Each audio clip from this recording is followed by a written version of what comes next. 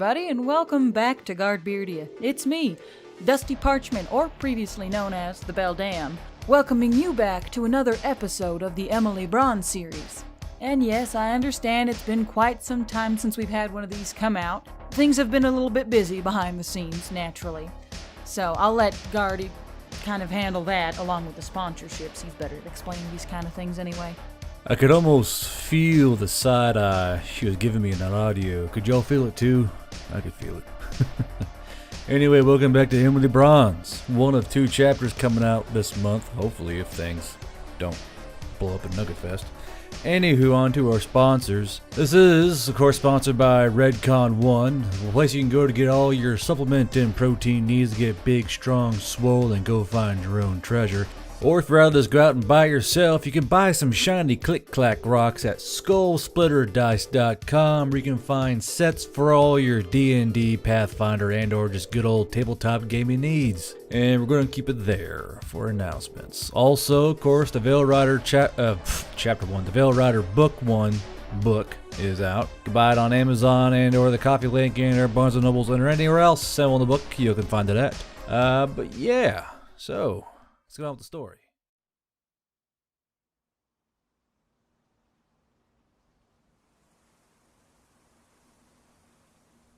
Chapter 11. Night Terrors. Emily sat awake in her bed for hours as the night passed on outside her window, staring up at her ceiling and waiting for sleep to come. The stone had made its presence known as she heard it settle somewhere in her room, and after looking around in the dark, she saw it sitting next to her key, the glow of her laptop alert lights casting it in the shadows of their soft blue glow. The key was currently humming along to Valhalla Calling, and the light drum beats were just barely audible in the silence. Emily stared at the stone for a few moments before going back to looking up at her ceiling, and she spoke out to it quietly in the darkness. "Waiting for me to go to sleep, are you?" She hushed, but she received no response of any kind from the stone. Emily snorted. "I guess it doesn't surprise me that a rock is an ambush predator. As soon as I close my eyes, you'll be on me, and there'll be nothing I can do about it." A single tear of frustration welled up in Emily's right eye as she gritted her teeth. She knew that the thing was going to invade her mind as soon as she fell asleep, and she could feel the call of dreams poking and prodding at the back of her mind. It wasn't fair. Why did she have to get stuck with a stupid rock when there were tons of other humans left in the world? Why didn't it choose Tom and leave her alone? Was she going to die like Tom as well, huddled in hiding and hoping the monsters didn't find her?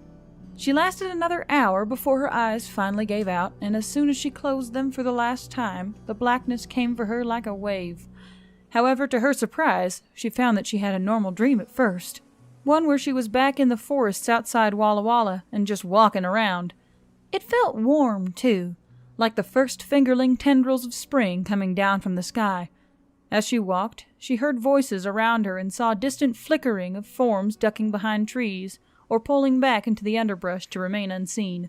Their words echoed around her in soft and eerie tones, and sounded very fey or elvish to her, and she began to run after the forms, attempting to chase them down despite their expert foxing among the forest.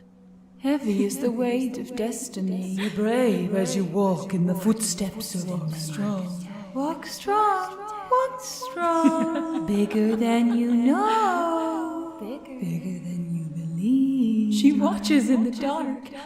She watches from the architect awaits. She sees all of her creations. She awaits. She awaits. Who awaits?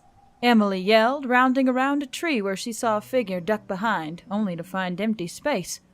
Who watches? Who is the architect? She's here! Run, run, run! Emily stopped as she watched all of the shapes turn a shade of blue and streak from the dream forest of Walla Walla and zip away, leaving light blue trails in their escape. As soon as the trails dispersed fully, she felt a presence behind her, and her skin began to crawl. The forest began to lose its color, the hues of green and the bright allure of flowers drawing away as if being sucked towards a central point. Gray and black began to take their place, and then the forest began to morph all together. Emily watched as the trees fell away to tall pillars of stone, black as night, with tendrils of white and gray winding their way along the surface, as if it were some form of living marble. The forest floor gave way to nothing but blackness, and where her bare feet sat, rings of light pooled away like water. Emily stared at her feet for a moment, as she remembered she had felt her boots on her but moments ago when running through the forest. She gave her toes a wiggle and watched the waves of light trickle off until they disappeared, then looked up as she gazed around. Above her were millions of glistening stars of all colors, and she couldn't remember the last time she had seen the Milky Way with such clarity before. The motes of light twinkled in her eyes as she looked about, and she couldn't help but let a smile crawl across her face. She turned as she stared, quite literally starry-eyed, and held out her arms as she spun. A giggle left her throat as she twirled, taking in the breath of the ancient sky above her, and only until she had her fill of the stars and whirling galaxies did she bring her eyes down to the level of the form standing some feet away. She was about to giggle again, but the sound died in her throat as quickly as the wind, and she staggered backwards a few steps from the visage. Before her was a creature, a being of such power, darkness, and otherworldliness that it made her skin instantly crawl with goosebumps. Her heart quickened, the ease of her star-gazing ripped away from her brutally by the sight in front of her. The being tipped its head, or what must have been its head, towards her. The figure was oddly feminine, and Emily wasn't sure what it was about the figure that made it so, just that she only knew that it was. The head of the being was impossibly smooth and had the shape of a teardrop, the point running up in a graceful arc while the belly sat low near where the chin should have been. Its neck was slender and graceful, running down into shoulders that were steepled with spikes that rung around the head like a neck collar.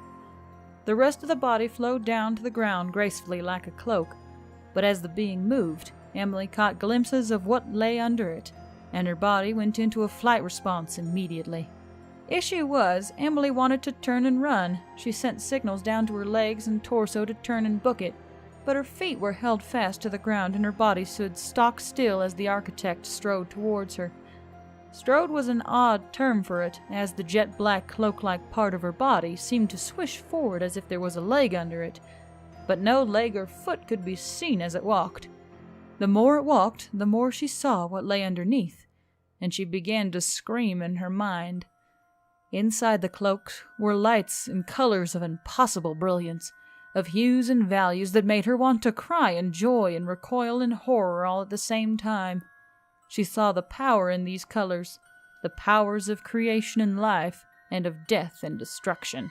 In her body were the brightest blooms of happiness and the darkest tinges of gloom, the sickly ebb of jealousy and the roaring furnaces of affection. Emily's body shook violently as she looked on, and despite the tears running down her face and attempting to blur her eyes to nothingness, she could see that there were 2 sockets just below the ever-so-slight mounds on the being's chest.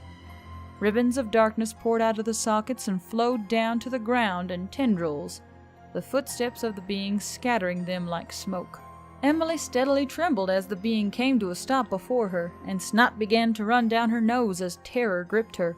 Her eyes wide, the being's head peered at her and even cocked gently to one side as it observed her, and Emily wanted to wail. All she could do was stare back at it, her teeth chattering against themselves, and she didn't understand just how huge the thing was until it was close. Emily was not tall by any means, but this being towered over her by what must have been 4 or 5 feet. Emily wanted to run, to sprint as far away as her body could manage, and her stomach was sending obvious warning that it was more than ready to empty itself in order to manage a quicker escape. But still her body stood stuck fast. The being stooped and squatted down in front of her, and it rolled its head to the other side as it observed her still. The jet-black cloak parted, and an arm reached out with a hand outstretched. The arm was slender, elegant, and Emily almost had a moment of relief that it was normal-looking. That was until 4 more arms came out from the same place, and the relief vanished like water being dropped onto a hot skillet. The fingers were long, impossibly slender and dainty, and they came for her gently. One hand traced down her muscled arm, and her skin burned from the touch. Another hand lifted up her chin, and the trails of tears and snot that ran into it disappeared without a trace. as if nothing could mar the surface of this being's flesh. One of the other hands bent a finger and slowly traced the elegant knuckle of it down her cheek, warping away the tears with its touch.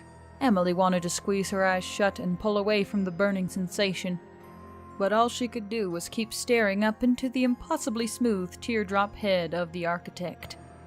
One last hand raised itself, index finger poised, and it lightly touched the tip of the finger to the center of Emily's eyebrows.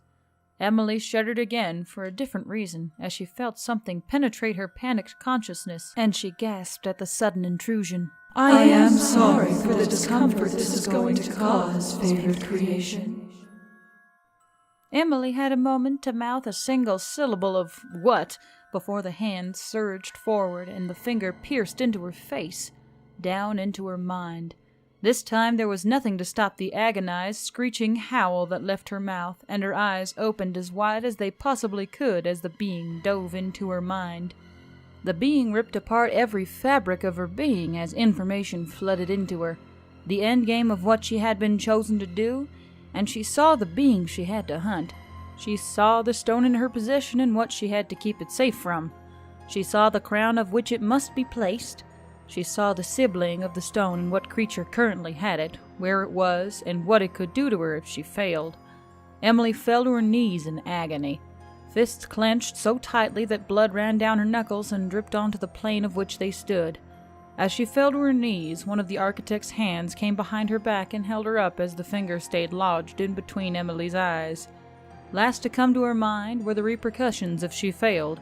If she failed to assemble the pieces of the crown the architect needed, and what would happen if the others won. Emily continued to howl as the being spoke, her soft voice caressing Emily's mind. Find my crown. Find my other eye, which was stolen from me. Only then can I keep you safe. They cannot be allowed to consume this key world. The waters are rising, favored creation, and they will rise until they swallow me, you, and this planet. The planes have been broken by the desperation of another, and only I can fix them. They cannot be allowed to succeed. When you find the crown, I will find you. Emily felt the presence in her mind pull away, slick out of her brain with the finger, and she saw that the finger dripped red with her blood. She hiccuped and wheezed as the tip of the finger left her head, and she slapped a crimson hand up to her face, feeling around for the hole, but she felt none adorning the space in between her eyes. The being reached around from the other side of her body with the rest of her arms and gave Emily a tight embrace before touching her forehead to Emily's, and Emily sighed out in agony, closing her eyes with finality. Be brave, Emily Bronze. We will all perish if you fail. Be brave, my little creation.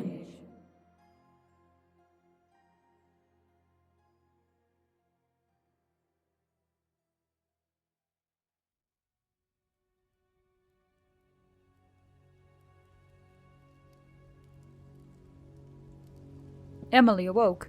She did not scream, nor did she lurch out of bed with a start, but simply opened her eyes with a slow flicker at the light of the morning filtering in through her window. Her hands hurt, the front of her skull ached, and she could feel something in her right hand. When she turned her head, she saw that she was clutching the stone in a blood-covered hand, below which a puddle had formed and was slowly trailing out into the middle of her room. The stone felt cool in her hand, unlike before, and no madness sought to take over her mind. The only thing she felt was the odd, comforting smoothness of the stone, along with the twinkling lights she had not seen before within. She sat up and brought her other bloody hand to her throat, as it felt like she had been screaming for years on end with no stopping, the flesh within feeling coarse and raw. As she rubbed at her throat and looked around, she saw that her bed was soaked in blood, as well as her clothes, and that almost every part of her body seemed stained or speckled with the crimson droplets. "Mariel," Emily croaked as she stood up from her bed, and she started towards the door of her room. Her voice was raspy and guttural, and she had to call out again with more force to make it even audible. "Mariel!" Emily said again, and she felt the lukewarm splash of spilt blood spatter her feet as she trudged through the puddle next to her bed. Emily heard a door open across the hall and the light thump of Mariel's fuzzy hoof covers. which she wore to bed in lieu of slippers. She had made it halfway across the room in stumbling, muscle-strained steps when she saw the knob of her door began to turn, then creak open. "You okay, Emily? I heard you. Holy shit!" Marill screeched in panic as she saw the blood-covered Emily look up at her from the center of her room, and Emily gave her a weak smile. "Hey, friend." Marill was speechless as she filled the doorway, her hands held out in front of her, palms up. "Emily, what? How? What the fuck?" Emily chuckled weakly and coughed. "I had a bad dream." The uproar that followed could have broken the dead as Marill scooped up Emily, stone and all, and raced her off to Jamesha's room to get her looked over. The manic pounding of her hoofs and her bellowing Jamesha's name woke the entire building. Within seconds, Oggledok was skittering around the corner in his socks to get to Jamesha's room as well. Yopuya and Taj took a peek inside of Emily's room, and the two agreed, despite not seeing Emily yet, that she must have exploded. Oggledok almost fainted when he saw just how blood-covered Emily was, but had to master himself in order to calm down Marill, who was frantically panic-crying and trying to explain to Oggledok that she had been waking up every 2 hours and checking for noises outside Emily's room through the night. Jamesha was the only one besides Emily who didn't seem bothered, and he offered her a small Crown Royal bag to keep the stone in. Emily smiled a little, then spat out a pink mouthful of blood into a nearby bucket. While Marill was still screeching about how much blood there was in the room, and then Yopuya asking from across the building if Emily had exploded, Jamesha placed the wrap of a blood pressure pump around her arm. "Had a little visit?" Jamesha asked, his hand pumping the bulb and filling the cuff. Emily nodded a little, tying the small bag tight. "I think I'm in big trouble, Jamesha." Jamesha said nothing as he watched the gauge needle tick and bounce, then his eyes changed colors here and there as he ran thermal checks over Emily. He opened one of his fingers and took a scraping of the now drying blood and ran it through his own internal processors. After a moment, he looked at Emily and cocked his head ever so slightly. It reminded her of the architect, and she gave a small shudder. "This isn't Emily's blood," Jamesha said quietly, and he looked over to the now quiet Oggledok and Marill.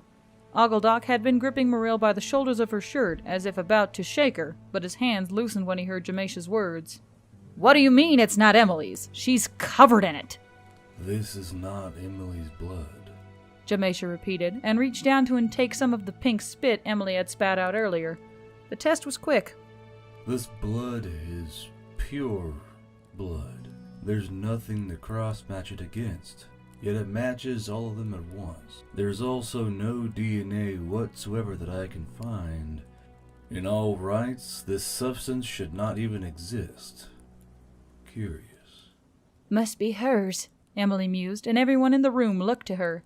Emily sniffed and rubbed her hand across her face as there was still the faint echo of a headache in her skull, right where the finger had penetrated. "I was visited by something called the architect, and she gave me what I needed in a rather unkind manner. There's no vagueness to this like you see in the movies. I have direct instructions, and it's not good." "What do you mean, Emily?" Oggledok said, standing upright and walking towards her. Emily looked down at the little bag in her hands and rubbed a thumb along the fabric. She gave a quiet giggle at how absurd the words were, and she kept giggling as she looked up at Oggledok. "The world's going to end unless I do something. Ain't that just fucked?"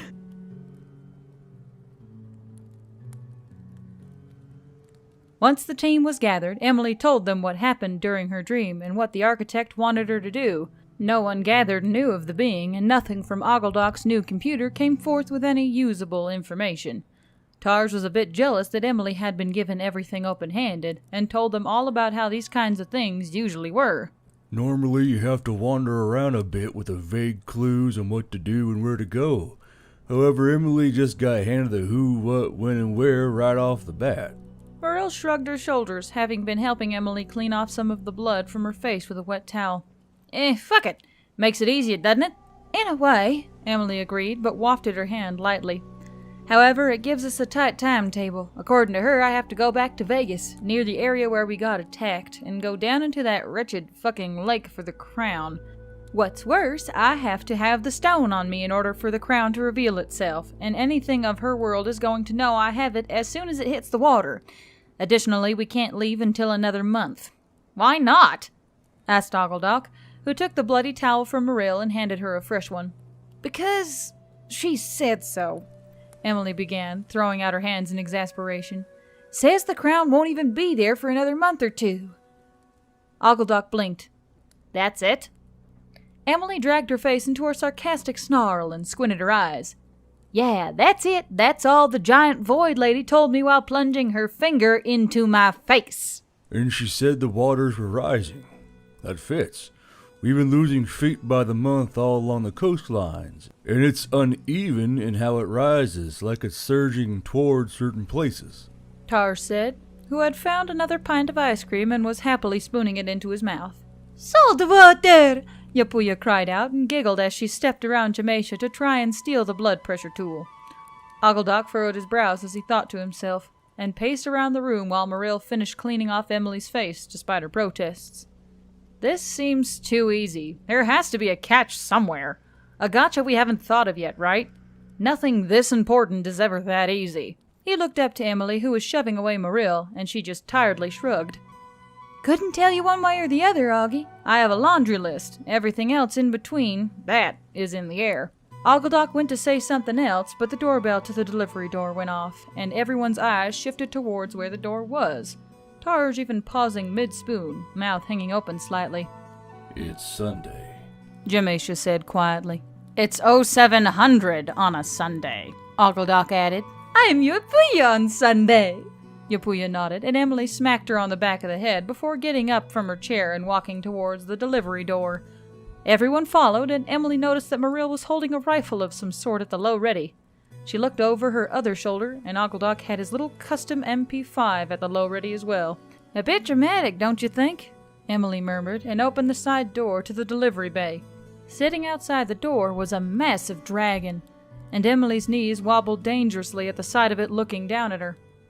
Morrill poked her head out and gawked as well, but for an entirely different reason. Hey, big guy, who do you work for?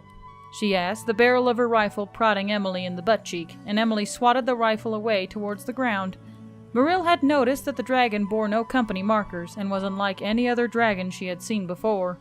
I work for only one, the dragon said, and its voice rumbled in an actually rather pleasant purr. She who waits has sent you funds for your endeavors. Use them wisely. Ogledock pressed the button to the large roller door so everyone else inside the building could see, and they all sucked in a breath when they saw just what was talking. He's massive, Ogledock whispered, and he brought his finger away from the up button with a short jerk. About 3 times as large as any other dragon I've seen, Tarj murmured in agreement, and the spoon in his hand began to tremble slightly. That dragon fucking huge! Yapuya cried out, and happily flapped out of the loading bay to land before the great drake. The dragon merely chuckled and began unshouldering its load, a series of expertly packed crates that all bore the marking of a single line bisecting a circle. Sir, Emily shouted and stepped out from the door, and Morrill, who quickly trotted out to keep overwatch on Emily. Sir, you said, she who waits. Do you? You know of whom I speak, favored creation, the dragon said, and he leaned down to look at Emily almost eye to eye, the hot breath from his nostrils washing over both her and Morrill. You know exactly who. She knows of what you must do, and the enemy you seek. She has sent me to bear you forth funds to keep you running at top efficiency. It would be unwise to squander it and make me have to come back here once again. Noted, Ogledock and Emily said together, and Jamesha's eyes flickered as he scanned the great drake. Origins unknown, Jamesha hissed, and everyone else looked at him, as they all had been hoping he would know where it came from or just what kind of dragon it might be. As the dragon shrugged away the last crate, he promptly turned and unfurled his massive wings, which seemed to dwarf even the buildings next to them. Take heed, favored creation. There are rules bound to us by the great creators by which we must heed. There will be no eagles to save you, and I cannot intervene any more than I am now. The same goes for she who waits. I wish you luck and strength.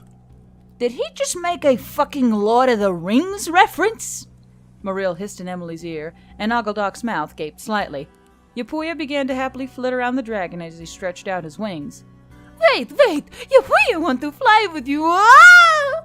The first beat of his wings threw Yapuya back towards the open delivery door, and she skidded inside on her talons as if the dragon had aimed her there. The second and third beat lifted the dragon off the ground, and the massive drake pulled away from the ground and up into the sky itself. Jamesha watched it the entire way, eyes blinking with a myriad of lights, until his eyes went back to their normal hue. Broke the clouds and disappeared. Complete signature loss. That was a huge fucking dragon, man. Tarj mumbled again, eyes never leaving the sky and spoon still trembling in his hand. Yapuya stretched and flew out of the larger rolling door and flapped around in a rage, having been denied the very cool thing she wanted to do, and screeched harpish at the sky in the hopes the dragon heard her very angry words. Emily idled forwards towards the scattered crates and saw that a few of the smaller ones had latches to the lid, and she walked around the latched hinges to the 3 of the sides, popping them open one by one. When she pushed up the lid and looked inside, the brilliant reflection of the morning sun in the objects below caused her to squint and shy away, her face and neck reflecting the colors that lay within. Emily blew some of her filthy hair out of her face and lowered the lid a little to block out some of the sun, and she gazed down into the treasure below. These were not mere opals, emeralds, and rubies, but specimens that were the size of her fist or even as large as her whole damn head. She was staring for so long into the crate that Ogledock and Morrill jogged up to see what the matter was, and they themselves were lost in the allure of it all. "Holy shit!" Ogledock breathed, and a rustle was heard as Morrill opened another crate a few feet away. She gave a whistle and turned to look at Emily and Ogledock. "This one has dwarven platinum in it, clan grade. A single bar goes for like 20 grand, and there are 20 of them in here. Must have been one hell of a strong dragon." Ogledock turned to Jamesha, who was still staring up at the sky silently. "Jamesha, grab a lifter and let's get these crates into the vault. Tarj, go and help him." Tarj murmured an affirmation while Jamesha began to walk towards the vehicle bay, eyes still not leaving the sky. As he walked behind Emily, she could hear him silently talking to himself. Must have been over 80,000 pounds of that kind of wingspan. Sensors picked up magic, but how could 80,000 pounds just disappear? Emily watched him go, groggy-eyed and nerves frayed to the quick, and Ogledock reached in to pull up a single fist-sized opal. He held it up to his eyes as he spoke. "I know these kinds of opals. Romnick Tavern opals, used primarily in creating shields. An opal this size would cost a small fortune for a noble to procure and protect themselves." Emily sighed and leaned down, resting her chin on the lip of the crate, and she looked down at the collection of priceless gems down below. "I don't know whether that brings me comfort or worry." Ogledock looked down at her, rolling the opal in his hands. "Worry, Emily. It should bring you worry." Emily slept through the day after showering and barring Morrill's bed, as she put in an order for a complete new bed set and had Jamesha toss her blood-covered one into the garbage. Morrill's bed was, naturally, huge, and she quickly fell asleep on the giant pile of huge pillows that supported the centaur in her rest. The sleep was devoid of any dream at all, and Emily compared it to a long blink. She awoke to Morrill passed out beside her, snoring loudly and barely fitting on the bed next to her. Morrill was wearing a graveyard disciple's shirt and not much else, and Emily shook her head lightly as she idly picked the centaur's hair away from her lips. Once Morrill stood no chance of ingesting a hairball, Emily got up and went back to her room to fetch her phone, finding that it was 6 o'clock in the morning of the next day. This meant she had slept for almost an entire day, and she could almost feel it in her bones. She ambled out of her room and down the hall to the kitchen area, and began fussing with the espresso machine to get it working. She heard Ogledock's office door open, and he walked out, yawning and stretching his back. He wasn't wearing shoes, which meant that he had been working through the night with very little sleep. Why he took off his shoes, she didn't know, and she didn't really care enough to ask. "Want one?" Ogledock popped his neck with a light twist of the chin, and he sighed. "Please. I was up all night putting in orders for flights, weapons, ammunition, artificers, enchanters, and new uniforms." "New uniforms? Why?" Emily asked, and she heard the pressure finally starting to build up inside the machine. Ogledock leaned his back against the counter, gesturing in the air as he spoke. "Figured I should use some of your patrons' donations to spruce up the uniform, make it more aligned with the kind of jobs we're going to do." Emily glowered at Ogledock. "She is not my patron." Ogledock waved his hand at her. Whatever. I hired a rather marvelous and quick up-and-comer who was thirsty for the contract. He should be here around lunch. New guy around here, eh? Not like that's rare or something.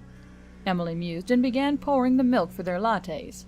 For their race it is. They've been humming and hoeing over coming from their anchor world as they see this world as a danger. But the allure of money is too much, and they made landfall a few days ago. This guy was already prowling the net for jobs, and I was able to scoop him up for a pretty good price. Female pants better have pockets. Good pockets. I should be able to fit an entire Sig P226 in them bitches. Emily growled and stuck the first cup of milk into the steamer as the espresso began bubbling out into its shot glass. I'll be sure to bring it up with him so he knows. His race is actually an expert on the function of pockets and make rather good rucksacks. You'll see why when he arrives.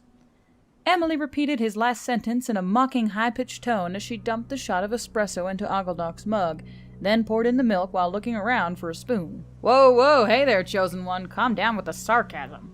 Oh, shut up with that shit. If you start calling me Chosen One, I'm gonna have to start having Yopuya add flavor enhancers to your latte. Ogledok chuckled, picked up his mug, then stared down into it with tired eyes before looking back at Emily.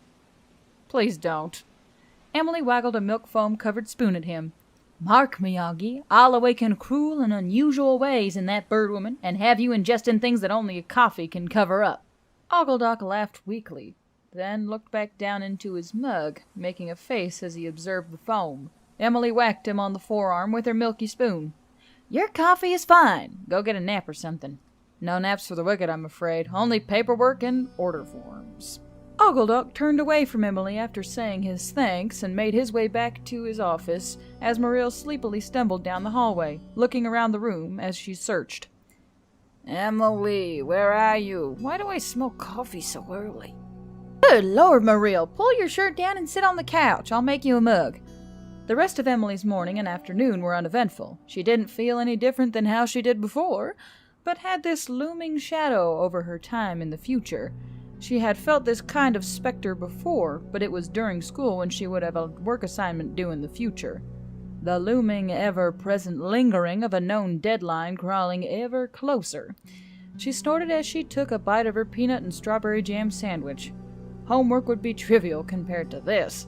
She had to admit that it was nice knowing the who, what, when, and where to her unrequested mission, and she pondered why it was never so in books and movies. Usually the omnipotent being that gave quests were vague and unassuming, letting the hero of the story blunder about and find their own way. The architect appeared to be above such drill things, and she was mildly happy for it. The center of her face still hurt, though, and she could feel ghost pangs through her skull and brain at random times that were followed by brief snapshots of the room, or of the architect herself. As she took another bite of her sandwich, she realized that Tarj was talking to her about his hometown, and she shifted her focus from the void over to him. Tarj was getting more chummy with her now than he usually did, and she figured it had something to do with the both of them being tied to things beyond their own control or understand. At least, kind of, as Tarj left a contrail from how fast he ran from his own divine quest. Emily's mouth quirked up at a corner as she tried not to smirk at him, and she too wished she could run as fast as she could from this job she had to do. It was kind of funny because while we didn't have humans on world, we always wondered what a Groigi would look like devoid of color, tusk, or fangs, just neutral. Tarj said, and he himself was spreading chunky peanut butter on a slice of bread. Across from the coffee table, Yopuya was leaning across the surface and watching Tarj eagerly, knowing he would make her one as well out of habit. I see, and what's a Groigi? Emily asked, but it was more out of being polite than actual interest. Could she, after all, just run away from this problem like Tarj? Tarj said his father failed the first time and died, but nothing really happened. It just passed on to him. Were the stakes in these kinds of things so low that could happen? The architect said straight up that if she failed, the entire world would fail with her, or something like that. So if she ran, would that mean she would be damning everyone here to doom? She also called Earth a key world, but didn't feel a need to elaborate on what that meant during the dream. Not that she could ask. Terror had her so tightly gripped it could have turned her into a diamond.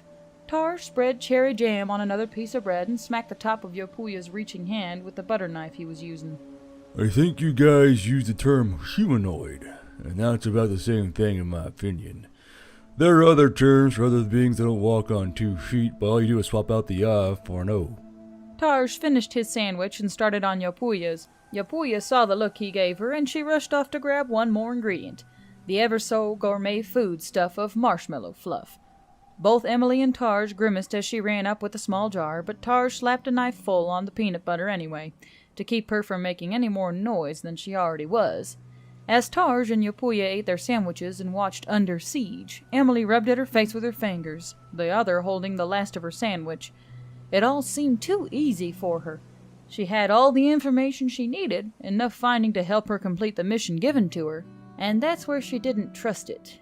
Anything that seemed too easy was too easy, and nothing is ever easy. Tarj gestured towards Yopuya. You're the Roadrunner? Yopuya held up both her wings, marshmallow fluff dripping hazardously down the side of her second half-eaten sandwich. Never been caught. Meep meep. Ogledock was walking by with a handful of mail, and Tarj leaned back, looking up at the changeling. Do I look like I need a psychological evaluation? Ogledock paused, flicked his eyes towards the television, then put on his best drawl. Not at all. Emily couldn't help herself, as she had seen the movie at least a dozen times herself, as well as the memes that went along with it. I was making coffee during the Gulf War. I ain't cut out for this hero bullshit. Tarj lightly clapped his free hand against his other forearm. Ooh, personal twist that also is relevant. Double points. Ogledock mimicked the one-hand clapping, then pointed his mail at her. It's not a job, it's an adventure. Morrill called out from down the hallway. Are you idiots watching Under Siege? That movie is such a B-movie. Yopuya held up her free claw at the screen in the best rendition of a finger gun a harpy could manage, and spoke in her best action movie hero manner. Yopuya is just kook. Everyone's heads shot in the direction of the loading bay when the chime was heard over the speaker system, and they all shared a look. Even Morrill came quickly trotting down the hallway and peeked around the corner, protein shake shaker still clutched in her hand. Another dragon? Tarj asked, and he looked less cheerful than he had a few moments before. Ogledock pulled out his phone and unlocked the screen. Probably not, I was Ah, the uniform guy is here. Faster than I expected. May just want to meet us or something. You guys go let him in. I need to pay another bill real quick with the old Dream Eater's money. Everyone else still present in the room quickly hustled out to the receiving area. Emily was the only one besides Yopuya that wasn't afraid of going towards the door, and she could hear Jamesha talking to someone outside about fabric. When she opened the door, the being that stood before her caused her to elicit a squeal of excitement, and she rushed out the door. Morrill bristled and quickly charged out after her, but came to a clattering halt when she saw just what caused Emily to squeal. Morrill's face slackened as she remembered discussing these creatures after meeting the Gorgons, and she remembered the amount of enthusiasm Emily had in her voice during their long talks. Morrill's ears drooped as she watched Emily shake the male Lemion's hand with both of hers in obvious excitement, and she felt something both fearful and angry coil inside of her chest. End of Chapter 11.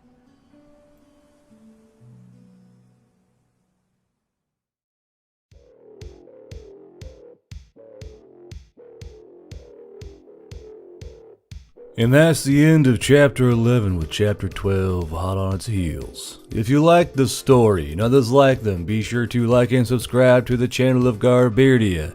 Click the bell icon, watch for community posts, join the Discord when the link is up and running, and you guys will be in there in no time.